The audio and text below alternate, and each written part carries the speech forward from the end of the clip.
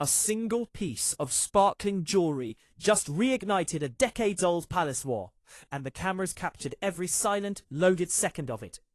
When Catherine walked into the glittering state banquet wearing the Cambridge Lover's Knot tiara, the entire narrative surrounding the evening completely shifted. People immediately stopped talking about the visiting diplomats and the bespoke gowns, locking their attention entirely onto those swinging pearls. In the royal family, jewelry is never just decorative. It is highly weaponized messaging. The second the photographs hit the internet, the global comparisons to Princess Diana exploded. It is virtually impossible to separate that specific piece of platinum from Diana's legacy. She wore it constantly during the most turbulent and photographed years of her life, turning it into her personal armor during overseas tours and high-stakes dinners. It became intrinsically woven into her public identity. So, when Catherine places that exact tiara on her head today, she isn't just wearing diamonds. She is wearing a ghost. She is signaling continuity, stepping confidently into a role that still carries the heavy, inescapable shadow of her late mother-in-law. And the public absolutely loves her for it. But what the flashing cameras and glowing headlines didn't capture was the intensely bitter standoff that reportedly happened long before the banquet doors even opened. Behind the heavily guarded walls of the royal residences, the battle over who wears what is an entirely ruthless game of chess. According to explosive inside reports, the Queen Consort had her eyes set on the Lover's Knot tiara well before the invitations were even printed. The logic behind the scenes actually seemed quite sound on paper. Catherine had been out of the public eye for an extended period, fighting a highly publicized and incredibly difficult health battle. The tiara was sitting silently in the dark vaults.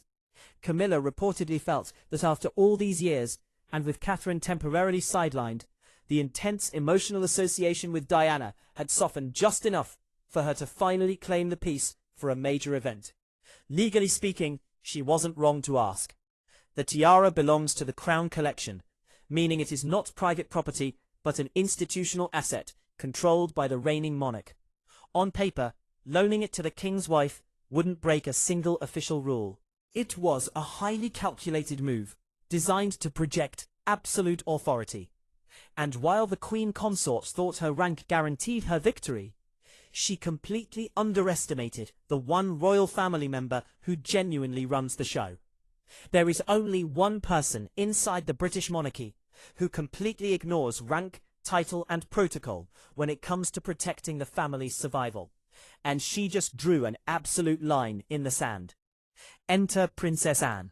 She is widely known as the hardest-working royal, fiercely loyal to the core traditions of the firm, and utterly terrifying when crossed. She never engages in tabloid drama, which is exactly why the rumors of her intervention sent shockwaves through the palace. When whispers of the tiara request reached her, Anne reportedly stepped in and shut the entire thing down with brutal, unforgiving efficiency. Anne didn't care about the legalities of the Crown Collection, or who had the right to wear what. She understood the catastrophic public relations nightmare of Charles's second wife parading around in Diana's most famous armor. Anne allegedly made it crystal clear that the tiara belongs symbolically to Catherine, firmly cementing the emotional continuity of the Princess of Wales title. It wasn't just a minor disagreement about a shiny accessory. It was a permanent boundary being established by the family's ultimate, untouchable enforcer. Yet Anne's undeniable veto ended up exposing a much darker, inescapable reality that the palace has been desperately trying to hide. No matter how high you climb within the institution, and no matter how many titles are placed before your name, there is one ghost that simply refuses to fade away.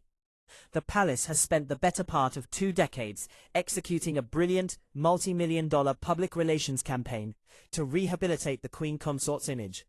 They slowly and methodically integrated her into charities, scaled back the dramatic interviews, and demanded public respect through sheer consistency. But the undeniable truth is that the public's emotional loyalty cannot be bought, engineered, or forced. To the rest of the world, the Lover's Knot tiara isn't just a collection of valuable gems. It represents Diana's pain, Diana's triumph, and Diana's enduring legacy. Whenever anything even remotely connected to the late princess enters the modern conversation, public sympathy violently and immediately shifts back to the heartbreak of the 1990s. The current queen can wear the biggest, most expensive crown in the vault, but she can never safely touch the pieces the public considers sacred. While the silent war over the crown jewels was reaching a boiling point, an entirely separate conflict was brewing over a priceless heirloom the king doesn't even own.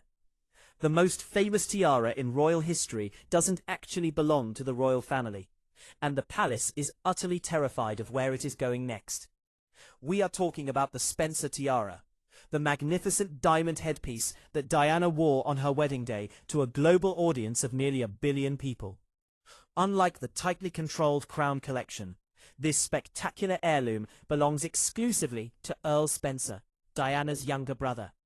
For years, massive rumors have been swirling that Prince William secured a private, ironclad promise from his uncle, ensuring that Princess Charlotte will eventually inherit the iconic piece. Reports suggest that young Charlotte is already deeply fascinated by photographs of her grandmother wearing the sparkling diamonds. This creates a direct, uncontrollable bridge between Diana and the next generation, completely bypassing the authority of the current monarchs. It is a legacy written in blood and family loyalty, entirely outside the reach of palace decrees. And when whispers of this emotional inheritance plan echoed through the palace halls, the internal reaction was absolutely explosive. You wouldn't immediately think that a young princess looking at old family photos would be a threat to the highest-ranking royals in the world. But the legacy she carries changes the entire power structure. Reports quickly surfaced claiming that the Queen Consort was incredibly frustrated by the persistent Spencer tiara rumors. Why does it matter so much? Because the royal family survives entirely on controlling the narrative, and the Spencers operate completely outside of their jurisdiction. If Princess Charlotte one day steps out onto a balcony or into a cathedral wearing her grandmother's wedding tiara, the global media frenzy will be truly unprecedented. It will serve as the ultimate visual confirmation that Diana's bloodline is permanently reclaiming the spotlight. For the old guard inside the palace, it is a glaring, uncomfortable reminder that their grip on the family's public image is slipping away to a new generation. A generation that fiercely reveres a woman the establishment once tried to erase. All of this hidden anxiety reveals a truly fascinating truth about who holds the ultimate power in the modern era of the crown. True royal dominance doesn't actually require giving orders, shouting at staff, or wearing the heaviest crown.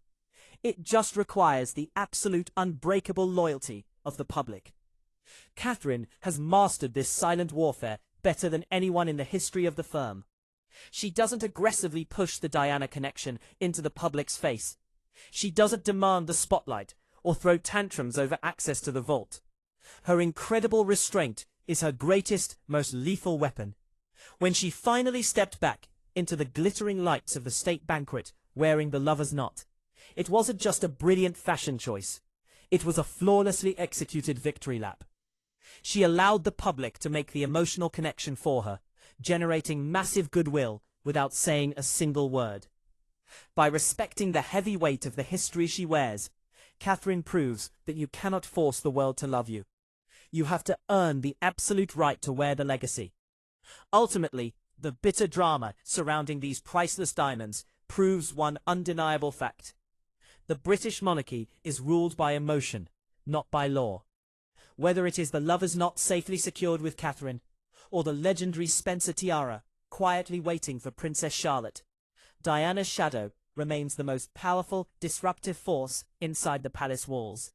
And that is a powerful legacy no amount of royal authority will ever be able to change.